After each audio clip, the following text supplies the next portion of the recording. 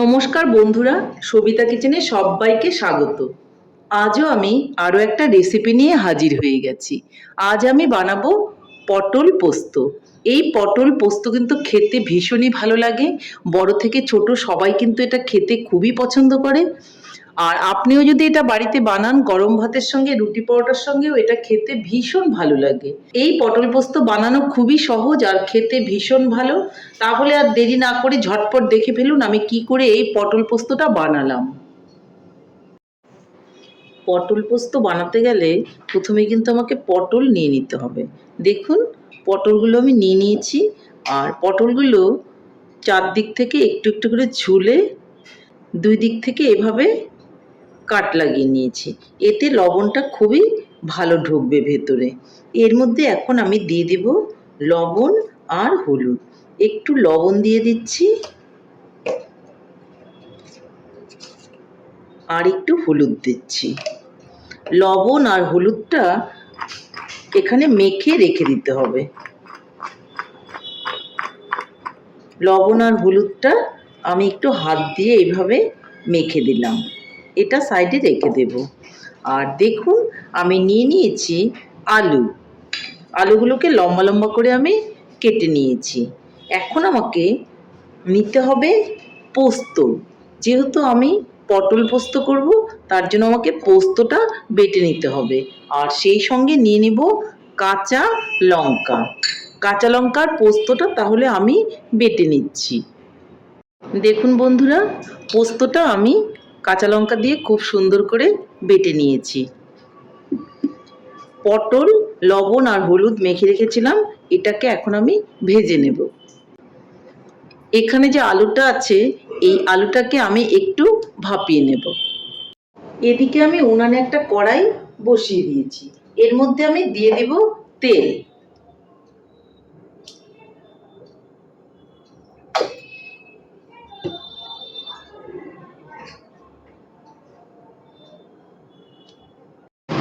এদিকে তেলটা কিন্তু গরম হয়ে গেছে। এর মধ্যে আমি পটলগুলোকে ভেজে নেব। একটু ঢাকা দিয়ে পটলগুলো ছাড়ছি, তাহলে গায়ে ছিটে আসবে না। দেখুন বন্ধুরা, পটলগুলো আমি একসঙ্গেই সবগুলো দিয়ে দিয়েছি। একটু ঢাকা দিয়ে দিয়ে ভেজে নেব। ঢাকনাটা তুলে একটু নেড়ে চেড়ে আমাকে এগুলো ভেজে নিতে হবে।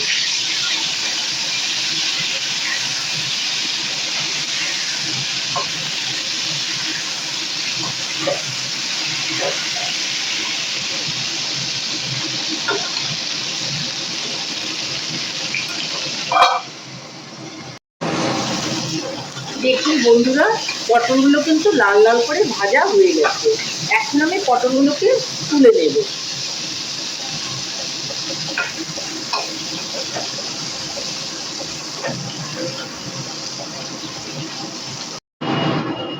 এখন আমি এই তেলের মধ্যেই আলুগুলোকে একটু ভেজে নেব।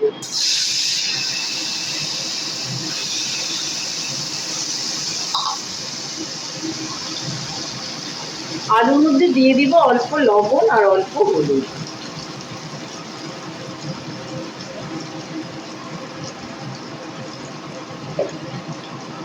আলুগুলো ভাজা হয়ে গেছে। আর এই আলুর মধ্যেই আমি এখন দিয়ে দিব পোস্ত বাটা।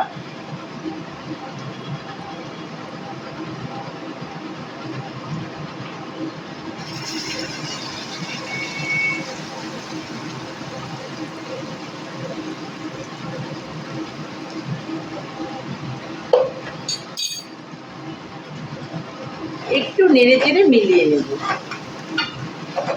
আর এই পোস্ত বাটার মধ্যেই আমি দিয়ে দেবো একটু লবণ আর হলুদ।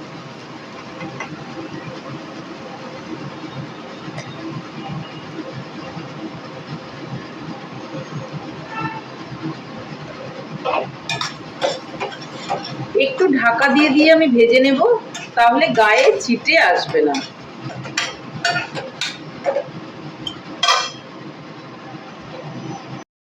পোস্তটা একটুখানি ভেজে নেব। আমি কিন্তু এই ভাজার মধ্যে খুব একটা তেল দেইনি, আপনারা ইচ্ছে করলে আরও একটু তেল এর মধ্যে কিন্তু দিতে পারেন। আমি একটু কম তেল দিয়েই কিন্তু এই পোস্তটাকে একটু নেড়ে চেড়ে দিচ্ছি। আর এখন এর মধ্যে দিয়ে দিব অল্প করে চিনি।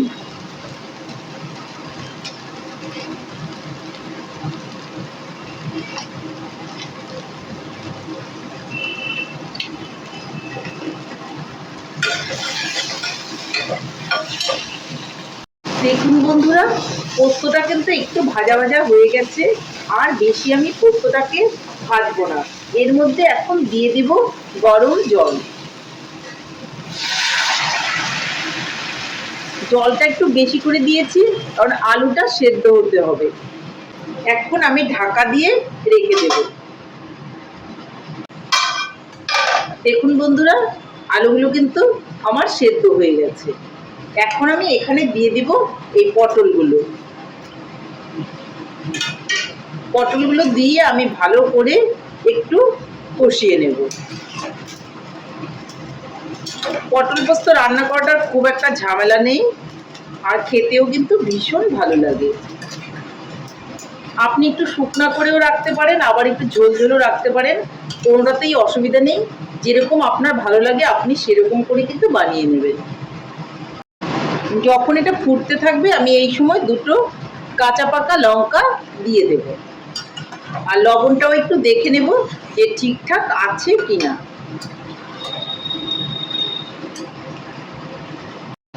বন্ধুরা, আমার পটল পোস্ত কিন্তু রেডি। এখন আমি পটল পোস্তটাকে নামিয়ে নেব, আর তারপর আপনাদেরকে আমি দেখাবো। বন্ধুরা, পটল পোস্তটা নামানোর পর উপর থেকে একটু কাঁচা সর্ষে তেল দিয়ে দিতে হবে। এটা দিলে পরে খাবারের স্বাদ প্রচণ্ডই বেড়ে যাবে। তাহলে বন্ধুরা, আমার রেসিপিটা ফাইনালি কমপ্লিট। আপনাদের কেমন লেগেছে? আমার রেসিপিটা যদি আপনাদের ভালো লাগে তাহলে লাইক, শেয়ার, কমেন্ট করতে ভুলবেন না। আর আপনি যদি আমার চ্যানেলের নতুন বন্ধু হয়ে থাকেন তাহলে চ্যানেলটা সাবস্ক্রাইব করার অনুরোধ রইল। পাশে থাকা বেল আইকনটি প্রেস করে রাখুন আমার নিত্য নতুন রেসিপির আপডেট পেতে। তাহলে আর দেরি কেন, ঝটপট এভাবে বাড়িতে বানিয়ে ফেলুন পটল পোস্ত, আর সবাই মিলে খান, দেখবেন ভীষণই ভালো লাগবে। নমস্কার, ভালো থাকবেন, সুস্থ থাকবেন। আবার দেখা হবে আরও একটি রেসিপির সঙ্গে।